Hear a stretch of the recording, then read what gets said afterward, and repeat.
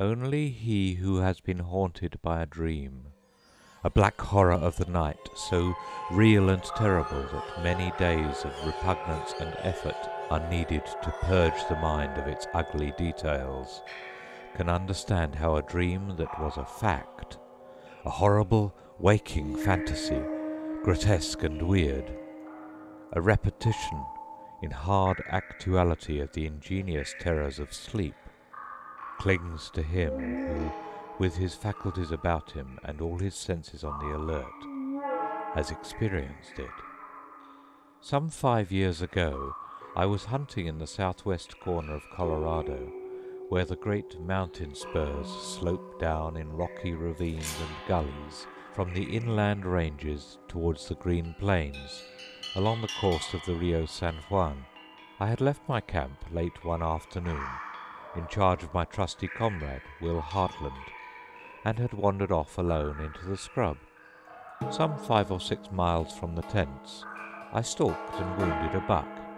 He was so hard hit that I already smelt venison in the supper pot, and followed the broad trail he had left with the utmost eagerness.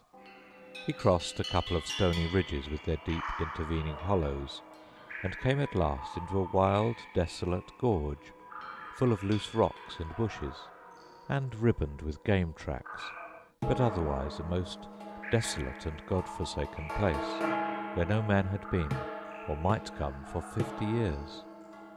Here I sighted my venison staggering down the glen, and dashed after him as fast as I could, through the bushy tangles and the dry, slippery summer grass. In a few 100 yards the valley became a pass, and in a score more the steep, bare sides had drawn in until they were walls on either hand, and the way trailed along the bottom of what was little better than a knife cleft in the hills. I was a good runner, and the hunter blood was hot within me. My moccasins flashed through the yellow herbage, my cheeks burnt with excitement. I dropped my gun to be the freer. The quarry was plunging along only 10 yards ahead, and seemed a certain victim. In front was the outing of that narrow ravine, long reaches of the silver San Juan twining in countless threads through interminable leagues of green pasture and forest. I saw it all like a beautiful picture in the narrow black frame of the rocks. The evening wind was blowing softly up the canyon, and the sky was already gorgeous and livid with the streaks of sunset. Another 10 yards, and we were flying down the narrowest part of the defile, the beast path under our feet hardly a foot wide, and almost hidden by long, wiry, dead grass. Suddenly the wounded buck, now within my grasp, staggered up onto its hind legs in a mad fit of terror, just as, with a shout of triumph, I leapt up to it, and in half a breathing space I and the stag were reeling on the very brink of a horrible funnel, a slippery yellow slope that had opened suddenly before us, leading down to a cavernous mouth, gaping, dark and dreadful in the heart of the earth. With a scream louder than my shout of triumph, I threw up my hands and tried to stop. It was too late.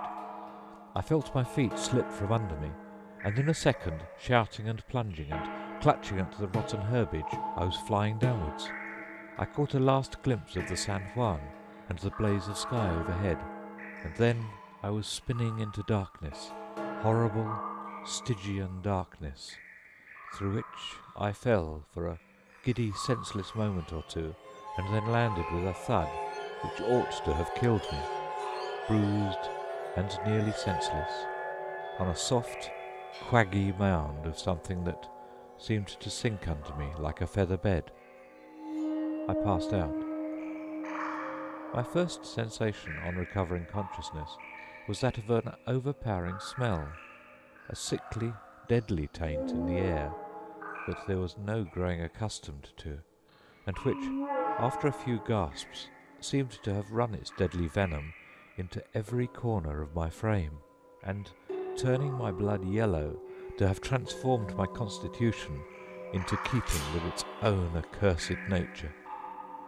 It was a damp, musty, charnel house smell, sickly and wicked, with the breath of the slaughter pit in it, an aroma of blood and corruption. I sat up and glared, gasped about in the gloom, and then I carefully felt my limbs up and down.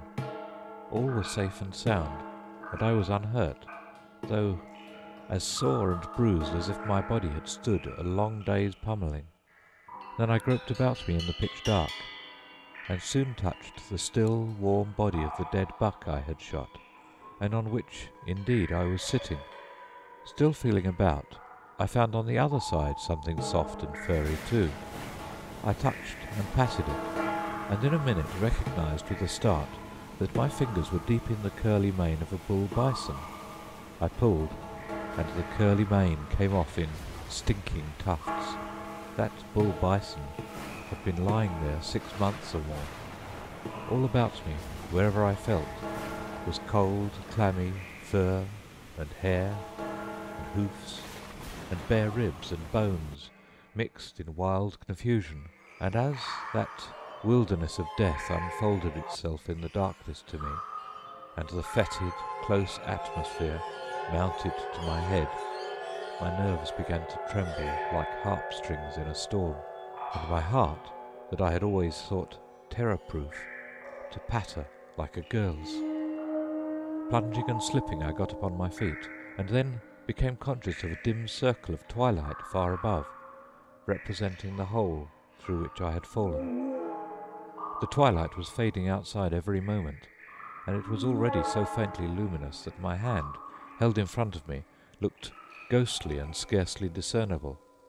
I began to explore slowly round the walls of my prison.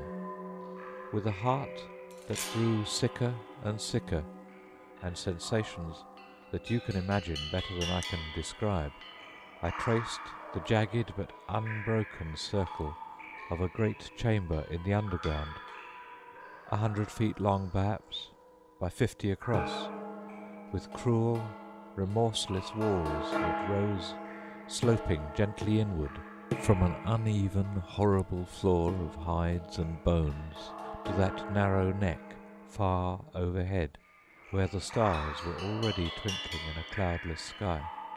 By this time I was fairly frightened, and the cold perspiration of dread began to stand in beads upon my forehead.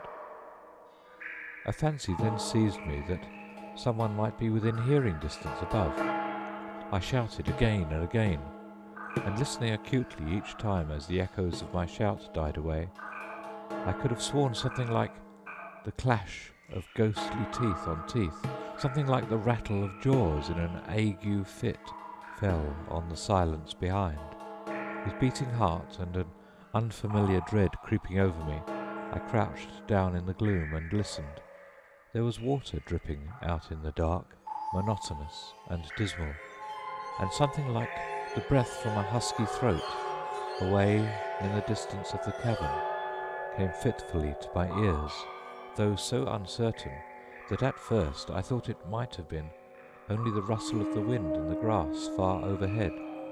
Again, mastering all my resolution, I shouted until the darkness rang, then listened eagerly with every faculty on stretch, and again from the dimness came that tremulous gnashing of teeth, and that wavering, long-drawn breath.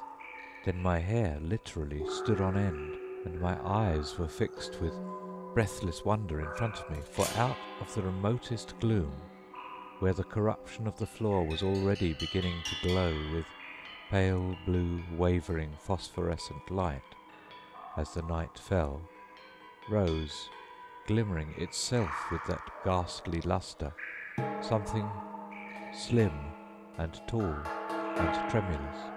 It was full of life, and yet was not quite of human form, and reared itself against the dark wall, all agleam, until its top, set with hollow eyes, was 9 or 10 feet from the ground, and oscillated and wavered, and seemed to feel about, as I had done, for an opening, and then, on a sudden, collapsed in a writhing heap upon the ground, and I distinctly heard the fall of its heavy body as it disappeared into the blue inferno that burnt below. Again that spectral thing rose laboriously, this time many paces nearer to me, to twice the height of a man, and wavered and felt about, and then sank down with a fall like the fall of heavy draperies, as though the energy that had lifted it suddenly expired. Nearer and nearer it came, travelling round the circuit of the walls in that strange way, and, awed and bewildered, I crept out into the open to let that dreadful thing go by, and presently, to my infinite relief, it travelled away, still wavering and writhing, and I breathed again. As that luminous shadow faded into the remote corners of the cave, I shouted once more, for the pleasure, it must have been, of hearing my own voice. Again there was that gnashing of teeth, and the instant afterwards such a hideous chorus of yells from the other side of the cavern, such a commingled howl of lost spirits, such an infernal moan of sorrow and shame and misery that rose and fell on the stillness of the night, that for an instant, lost to everything but that dreadful sound, I leapt to my feet with the stagnant blood cold as ice within me, my body pulseless for the moment, and mingled my mad shouting with the voices of those unseen devils in a hideous chorus. Then my manhood came back with a rush upon me, and judgment and sense, and I recognized in the trembling echoes a cry that I had often listened to in happier circumstances. That uproar came from the throats of wolves that had been trapped like myself. But were they alive? I thought, in fascinated wonder, how could they be in this horrible pit? And if they were not, picture oneself cornered in such a trap with a pack of wolfish spirits. It would not bear thinking of. Already my fancy saw constellations of fierce yellow eyes everywhere, and herds of wicked grey backs racing to and fro in the shadows. With a tremulous hand I felt in my pocket for a match, and found I had two, and two only. By this time the moon was up, and a great band of silver light, broad and bright, was creeping down the walls of our prison. But I would not wait for it. I struck the match with feverish eagerness, and held it overhead. It burnt brightly for a moment, and I saw I was in a great natural crypt, with no outlet anywhere but by the narrow neck above, and all chance of reaching that was impossible, as the walls sloped inwards everywhere as they rose to it. All the floor was piled thigh-deep with a ghastly tangle of animal remains, in every state of return to their native earth, from the bare bones that would have crumbled at a touch, to the hide still glossy and sleek of the stag that had fallen in only a week or two before. Such a carnage place I never saw. Such furs, such trophies, such heads and horns there were all round, as raised the envy of my hunter spirit, even in that emergency. But what held me spellbound and rooted my eyes into the shadows was, 20 paces off, lying full stretch along the glossy undulating path which the incessant feet of new victims had worn, month after month, over the hill and valley of dead bodies under the walls, a splendid 18-foot python. It was this creature's ghostly rambles and ineffectual attempts to scale the walls that had first scared me in that place of horrors. I turned round, for the match was short, and scarcely noticing a score or two of dejected rats, who squeaked and scrambled amongst lesser snakes and strange reptiles, looked hard across the cave. There, on their haunches, in a huddle against the far wall, staring at me with dull, cold eyes, were 5 of the biggest, ugliest wolves ever mortal saw. I had often seen wolves, but never any like those. All the pluck, grace, and savage vigour of their kind had gone from them. Their bodies, gorged with carrion, were vast, swollen, and hideous. Their shaggy fur was hanging in tatters from their red and mangy skins. The saliva streamed from their jaws in yellow ribbons. Their bleary eyes were drowsy and dull. Their great throats, as they opened them to howl in sad chorus at the handful of purple night above, were dry and yellow, and there was about them such an air of disgusting misery and woe-begonness that with a shudder and a cry I could not suppress, I let the last embers of the burning match fall to the ground. How long I crouched in the darkness against the wall, with those hideous serenaders grinding their foam-flecked teeth and bemoaning our common fate in hideous unison, I do not know, nor have I space to tell the wild, horrible visions which filled my mind for the next hour or two. But presently the moonlight had come down off the wall, and was spread at my feet in a silver carpet, and as I sullenly watched the completion of that arena of light, I was aware that the wolves were moving. Very slowly they came forward out of the darkness, led by the biggest and ugliest, until they were all in the silver circle, gaunt, spectral, and vile, every mangy tuft of loose hair upon their sore speckled backs, clear as daylight. Then those pot-bellied, phosphorescent undertakers began the strangest movements, and after watching them for a moment or two in fascinated wonder, I saw they had come to me, in their despair, to solicit my companionship and countenance. I could not have believed it possible that dumb brutes could have made their meaning so clear as those poor shaggy scoundrels did. They halted 10 yards off, and with humble heads sagged down, and averted eyes slowly wagged their mud-locked tails.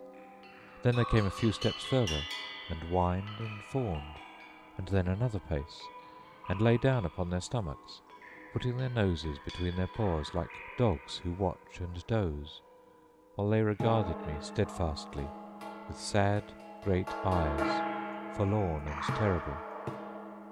Foot by foot, grey and silver in the moonlight, they advanced with the offer of their dreadful friendship, until at last I was fairly bewitched, and when the big wolf came forward till he was at my knees, a horrible epitome of corruption, and licked my hand with his great burning tongue, I submitted to the caress as readily as though he were my favourite hound. Henceforth the pack seemed to think the compact was sealed, and thrust their odious company upon me, trotting at my heels, howling when I shouted, and muzzling down to me, putting their heavy paws upon my feet, and their great steaming jaws upon my chest, whenever, in despair and weariness, I tried to snatch a moment's sleep. But it would be impossible to go step by step through the infinitely painful hours of that night. Not only was the place full of spectral forms and strange cries, but presently legions of unclean things of 100 kinds that had lived on those dead beasts when they too were living, swarmed in thousands and assailed us, adding a new terror to the inferno, ravaging us who still kept body and soul together, till our flesh seemed burning on our bones. There was no rest for man or brute. The light was a mockery, and the silence hideous. Round and round we pattered, I and the gaunt wolves, over the dim tracks worn by the feet of disappointment and suffering. We waded knee-deep through a wavering sea of steamy blue flame that rose from the remains and bespattered us from head to heel, stumbling and tripping and groping and cursing our fates, each in his separate tongue. While the night waned, the dew fell clammy and cold into our prison, and the stars, who looked down upon us from the free purple sky overhead, made a dim twilight in our cell. I was blundering and staggering round the walls for the 100th time, feeling about with my hands in a hopeless search for some cleft or opening, when the grimmest thing of the whole evening happened. In a lonely corner of the den, In a little recess, not searched before, pattering about in the dark, I suddenly touched with my hand, think with what a shock it thrilled me, the cloth-clad shoulder of a man. With a gasp and a cry I leapt back, and stood trembling and staring into the shadows, scarcely daring to breathe. Much as I had suffered in that hideous place, nothing affected me half so much as dropping my hand upon that dreadful shoulder. Heaven knows we were all cowards down there, but for a minute I was the biggest coward of us, and felt full of those strange throes of superstitious terror that I had often wondered before to hear weaker men describe. Then I mustered my wavering spirit, and with the gaunt wolves squatting in a luminous circle around me, went into the recess again, and put my hand once more upon my grim companion. The coat upon him was dry and rough with age, and beneath it, I could tell by the touch, there was nothing but bare rattling bones. I stood still, grimly waiting for the flutter of my physical cowardice to subside, and then I thought of that second match, and in a moment of keen intensity, with such care as you may imagine, struck it against the wall. It lit, and at my feet, in ragged miner's garb, sitting against the wall with his knees drawn up and his chin upon them, was the skeleton of a man so bleached and dry that it must have been there for 50 years at least. At his side lay his miner's pick and pannikin, an old dusty pocket Bible, the fragments of a felt hat, and a pair of heavy boots, still neatly side by side, just as the luckless fellow had placed the well-worn things when for some reason he last took them off. And overhead something scratched upon a flat face of the rock. Hastily I snatched a scrap of paper from my pocket, and lighting it at the expiring match, read on the stone, Monday, Tuesday, Wednesday.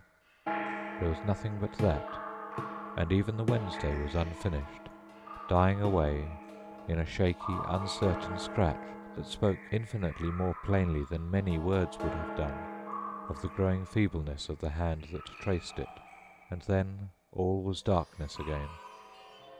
I crept back to my distant corner, and crouched like the dead man against the wall, with my chin upon my knees, and kept repeating to myself the horrible simplicity of that diary.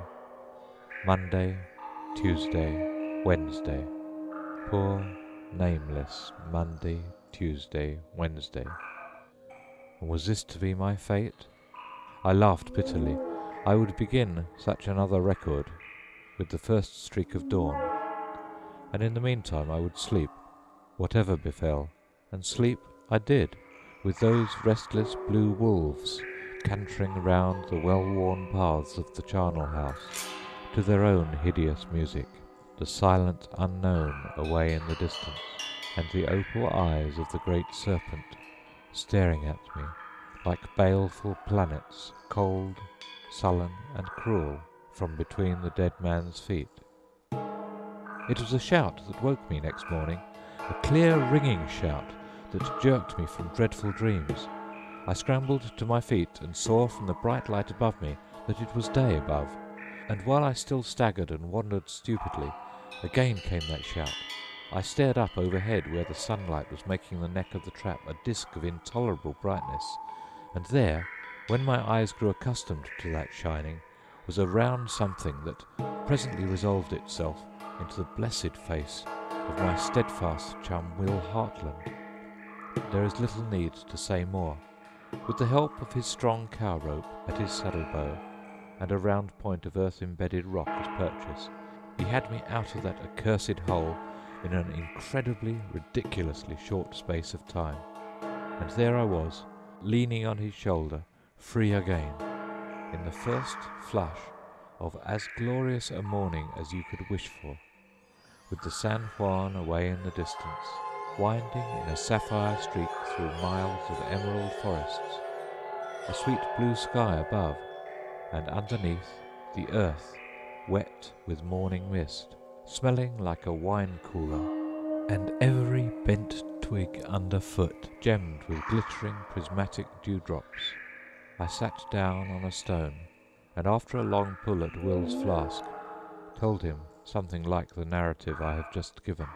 And when the tale was done, I paused a minute, and then said somewhat shyly, "And now I'm going back, Will, old man, back for those poor devils down yonder, who haven't a chance for their lives unless I do."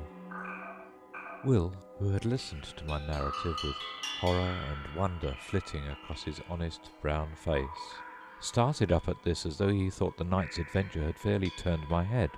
But he was a good fellow, chivalrous and tender of heart under his Mexican jacket, and speedily acknowledging that I was right, set to work to help me. Down I went, back into the pit, the very sight and shadow of which now made me sick, and with the noose end of Will's lasso, he holding the other end above, set to work to secure those poor beasts who whined and crowded round my legs in hideous glee to have me back again amongst them. 'Twas easy work. They were stupid and heavy and seemed to have time, and when a wolf was fast, shouted to Will, who hauled some idea of my intentions, and thus I noosed them one at a time with scant ceremony, and up the grey ghoul went into that sunshine he had not seen for many weeks, until he and all his comrades were free once more, spinning and struggling and yelping, truly a wonderful sight. But nothing would move the python. I followed him round and round, trying all I knew to get his cruel, cynical head through the noose, and then, when he had refused it a dozen times, I grew angry and cursed him, and gathering up all the tortoises, lizards, and lesser beasts I could find into my waistband, ascended into the sweet outer air once more. A very few hours afterwards, a heavy blasting charge, fetched from a neighbouring mine, was dangling by a string just inside the mouth of the detestable trap, with its fuse burning brightly. A few minutes of suspense, a mighty crash, a cloud of white smoke hanging over the green hilltop, and one of the most treacherous places that ever marred the face of nature's sweet earth was a harmless heap of dust and tumbled stones. The end of The Dreadful Night by Edwin Lester Arnold, recorded by Peter Yearsley.